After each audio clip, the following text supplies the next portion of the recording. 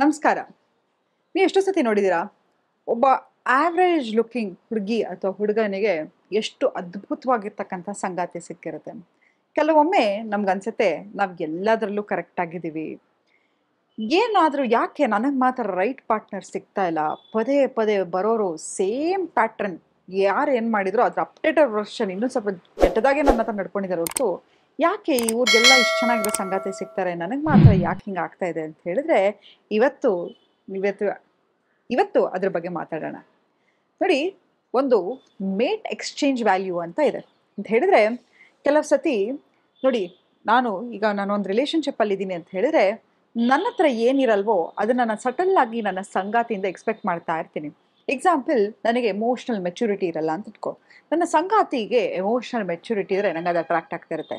ನನಗೆ ಗಾಲ್ಫ್ ಆಡೋಕ್ಕೆ ಬರಲ್ಲ ಅಥವಾ ಕ್ರಿಕೆಟ್ ಆಡೋಕ್ಕೆ ಬರಲ್ಲ, ನನ್ನ ಸಂಗಾತಿ ಒಂದು ಸ್ಪೋರ್ಟ್ಸ್ ಆಕ್ಟಿವಿಟಿಲಿ ಇದ್ದಾರೆ ಅಂತ ಹೇಳಿದ್ರೆ ನನಗೆ ಅದು ಅಟ್ರಾಕ್ಟ್ ಆಗ್ತಾ ಹೋಗುತ್ತೆ. ನನ್ನ ಸಂಗಾತಿ ಚೆನ್ನಾಗಿ ಹಾಡು ಹೇಳ್ತಾಳೆ ಅಂತ ಹೇಳಿದ್ರೆ ನನಗೆ ಅದರಲ್ಲೊಂದು ಅಟ್ರಾಕ್ಷನ್ ಆಗ್ತಾ ಹೋಗುತ್ತೆ. ಹಾಗೆ ನಾವು ನಮಗೆಲ್ಲದರಲ್ಲೂ ಅಟ್ರಾಕ್ಷನ್ ಏನಕ್ಕಾಗತ್ತೆ? ಕೆಲವು ಸತಿ ನೀವು ನೋಡಿರ್ಬೋದು, ಓರ್ವ ವ್ಯಕ್ತಿ ಬಗ್ಗೆ ಕಾನ್ಸ್ಟೆಂಟಾಗಿ ಆಬ್ಸೆಷನ್ ಬರ್ತಾನೇ ಇರುತ್ತೆ.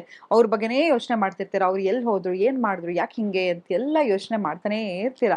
ಯಾಕಪ್ಪ ಆಬ್ಸೆಷನ್ ಸೃಷ್ಟಿಯಾಗತ್ತೆ ಅಂತ ಹೇಳಿದ್ರೆ, ನಿಮ್ಮಲ್ಲಿ ಏನಿರಲ್ವೋ ಅದನ್ನ ಆ ವ್ಯಕ್ತಿಯಿಂದ ಎಕ್ಸ್ಪೆಕ್ಟ್ ಮಾಡ್ತಾ ಇರ್ತೀರ. ಆದರೆ ಯಾಕೆ ಈಗ ಮೇಟ್ ಎಕ್ಸ್ಚೇಂಜ್ ವ್ಯಾಲ್ಯೂ ಏನಪ್ಪ ಅಂತ ಹೇಳಿದ್ರೆ, ನೋಡಿ, ಯಾವತ್ತೇ ತಿಳ್ಕೊಳ್ಳಿ, ಒಂದು ಸಂಗಾತಿಯನ್ನ ನೀವು ಯಾವಾಗಲೂ ಅಷ್ಟೇ, ಈಗ ಯಾವುದೋ ಒಂದು ಪಕ್ಕದಲ್ಲಿ ವಾಕಿಂಗ್ ಹೋಗ್ತಾ ಇರ್ತೀರ, ಒಂದು ಸಖತ್ತಾಗಿರೋ ಒಂದು ಜಾಗ ಇರುತ್ತೆ, ಒಂದು ಪ್ರೈಮ್ ಲೊಕೇಶನ್ ಇರುತ್ತೆ. ಆ ಜಾಗ ಇಷ್ಟ ಆಯಿತು ಅಂತ ಹೇಳ್ಬಿಟ್ಟು ಇದಕ್ಕಿದ್ದಂಗೆ ಮನೆ ಕಟ್ಟಕ್ಕೆ ಶುರು ಮಾಡಿಬಿಡ್ತೀರಾ, ನಿಮ್ಮೆಲ್ಲ ಸೇವಿಂಗ್ಸನ್ನು ಹಾಕ್ಬಿಟ್ಟು. ಇಲ್ಲ ಅಲ್ವಾ?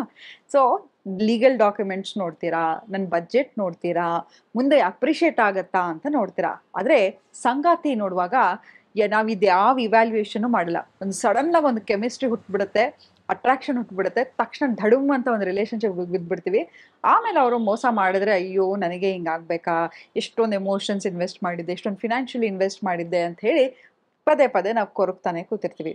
ಆದರೆ ಇವತ್ತು ಒಂದು ಟೆಕ್ನಿಕನ್ನು ಹೇಳ್ಕೊಡ್ತೀನಿ. ಏನಪ್ಪ ಅಂತ ಹೇಳಿದ್ರೆ, ರೈಸಸ್ ಅಂತ.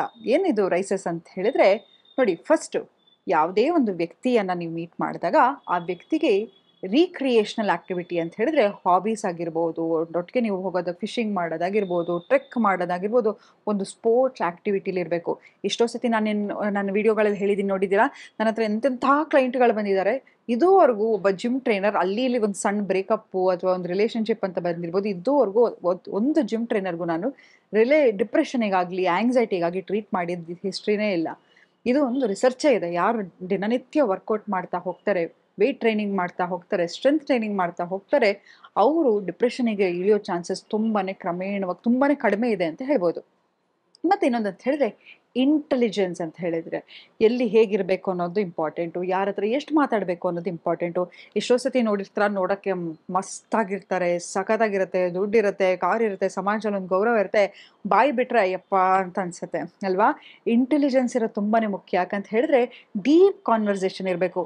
ನೋಡಿ, ಒಂದು ಮದುವೆಯಲ್ಲಿ ಫಸ್ಟ್ ಒಂದು ರಿಲೇಷನ್ಶಿಪ್ ಅಂತ ಎಕ್ಸಿಟ್ ಆಗೋದಂದು ಏನಪ್ಪ ಅಂತ ಹೇಳಿದ್ರೆ ರೊಮ್ಯಾನ್ಸ್ ಅಥವಾ ರೊಮ್ಯಾಂಟಿಕ್ ರಿಲೇಷನ್ಶಿಪ್ ಅನ್ಬೋದು. ಅದು ಯಾವಾಗಲೂ ಸದಾ ಹಾಗೇ ಇರಲ್ಲ. ಸೊ ನಾವು ಒಂದು ವ್ಯಕ್ತಿಯನ್ನು ಸೆಲೆಕ್ಟ್ ಮಾಡ್ತಾ ಇದ್ದೀವಿ ಅಂತ ಹೇಳಿದ್ರೆ ಆತ ಅಥವಾ ಆಕೆ ಇಂಟೆಲಿಜೆಂಟ್ ಆಗಿರಬೇಕು. ಇಂಟೆಲಿಜೆಂಟ್ ಕೋಶೆಂಟ್ ಅನ್ನೋದು ತುಂಬಾ ಮುಖ್ಯ.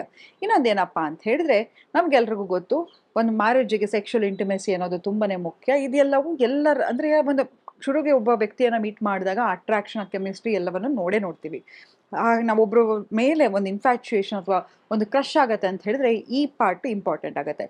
ನೆಕ್ಸ್ಟ್ ಏನಪ್ಪ ಅಂತ ಹೇಳಿದ್ರೆ ಎಮೋಷ್ನಲ್ ಕೋಶೆಂಟ್ ಮೋಸ್ಟ್ ಇಂಪಾರ್ಟೆಂಟ್. ಏನಪ್ಪ ಅಂತ ಹೇಳಿದ್ರೆ ಆ ವ್ಯಕ್ತಿ ಜೊತೆಗೆ ನಿಮ್ಮ ಎಮೋಷ್ನಲ್ ಕೋಶೆಂಟ್ ಹೇಗಿದೆ. ನಿಮಗೆ ದುಃಖ ಆದರೆ, ನೋಡಿ, ನೀವು ಒಬ್ಬರನ್ನ ಮದುವೆ ಆಗ್ತಿದ್ದೀರಾ ಅಂತ ಹೇಳಿದ್ರೆ ಆ ವ್ಯಕ್ತಿ ಜೊತೆ ಹೋಗಿ ಯುದ್ಧ ಮಾಡೋಕ್ಕೆ ರೆಡಿ ಇದ್ದೀರಾ? ನಿಮ್ಮನ್ನು ಪ್ರೊಟೆಕ್ಟ್ ಮಾಡ್ತಾರಾ? ಅಥವಾ ಏನೋ ನಿಮ್ಗೆ ಹೆಚ್ಚು ಕಮ್ಮಿ ಆದರೆ ಅವ್ರು ಒಳ್ಳೆ ಡಿಸಿಷನನ್ನು ತಗೋತೀರಾ? ನಾನು ಯಾವಾಗಲೂ ಕ್ವಶನ್ ಮಾಡ್ತೀನಿ, ನೀವು ಈ ವ್ಯಕ್ತಿ ನಿಮ್ಮ ತಂದೆ ತಾಯಿ ಯಾರೋ ಅಥವಾ ಯಾರೋ ನಿಮಗೆ ತುಂಬಾ ಪ್ರೀತಿ ಮಾಡೋರು ಒಬ್ಬರು ಲವ್ಡ್ ಒನ್ ಇದ್ದಾರೆ ಅಂತ ಇಟ್ಕೊಳ್ಳಿ. ಆಗ ಅವ್ರು ಹಾಸ್ಪಿಟಲ್ ಅಡ್ಮಿಟ್ ಆಗಿದ್ದಾರೆ, ಅವ್ರ ಪರವಾಗಿ ಈ ವ್ಯಕ್ತಿ ಡಿಸಿಷನ್ ತಗೋಬಲ್ರಾ? ಯಾಕಂತ ಹೇಳಿದ್ರೆ ನೋಡಿ, ನೀವು ಆ ವ್ಯಕ್ತಿನ ಅಷ್ಟು ಬ್ಲೈಂಡ್ ಆಗಿ ನಂಬಿದ್ರೆ ಮಾತ್ರ ಅವ್ರು ಕೊಡ್ತಕ್ಕಂಥ ಡಿಸಿಷನನ್ನು ನಂಬಲಿಕ್ಕೆ ಸಾಧ್ಯ. ಸೊ ಹಾಗಾಗಿ ಆ ಎಮೋಷ್ನಲ್ ಇಂಟಿಮೆಸಿ ಅನ್ನೋದು ಏನಿದೆಯೋ ಅದು ತುಂಬಾ ಇಂಪಾರ್ಟೆಂಟ್. ನೋಡಿ, ಪ್ರೀತಿ ಅನ್ನೋದು ಟ್ರಾನ್ಸಾಕ್ಷನಲ್, ಆಯಿತಾ? ಎಷ್ಟೋ ಸತಿ ಈಗ ಪ್ರೀತಿ ನಿಜವಾಗಿದ್ದಿದ್ರೆ ಡಿವೋರ್ಸ್ ಆಗ್ತಾ ಇರಲಿಲ್ಲ, ಬ್ರೇಕಪ್ ಆಗ್ತಾ ಇರಲಿಲ್ಲ. ಯಾಕಂತ ಹೇಳಿದ್ರೆ ಆ ವ್ಯಕ್ತಿ ಮೇಲೆ ನಿಮಗೆ ಪ್ರೀತಿ ಇತ್ತು. ಪ್ರೀತಿ ಅನ್ನೋದು ಕಂಡೀಷ್ನಲ್.